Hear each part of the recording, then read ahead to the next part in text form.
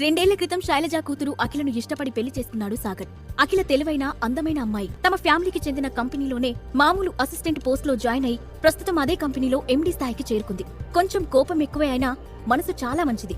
ఆమె కోసమే ఆ ఇంట్లో ఇల్లరికపు అల్లుడిగా ఉండిపోయాడు సాగర్. కానీ ఇప్పుడు ఆ బంధం కూడా తెగిపోవడానికి సిద్ధంగా ఉన్న గాలిపటంలా అటూ ఇటూ ఊగుతుంది. నేను చెప్పేదేమైనా వింటున్నావా లేదా అని శైలజ అరుపులతో ఈ లోకంలోకి వచ్చాడు సాగర్. హా, వింటున్నా అత్తయ్య, చెప్పండి. గిన్నెల క్లీనింగ్ పూర్తవడంతో నాప్కిన్తో చేతులు తుడుచుకుంటూ అన్నాడు సాగర్. పాడిందే పాటరా పాచిపల్ల దసరా అని రోజు ఎన్నిసార్లు చెప్పమంటావ్? పెళ్ళై 2 ఏళ్లవుతుంది. కనీసం ఇప్పటికైనా ఒక మొగాడిలా 4 డబ్బులు సంపాదించే మార్గం చూడు. నీ వల్ల నేను నా కూతురు తలెత్తుకోలేకపోతున్నాం.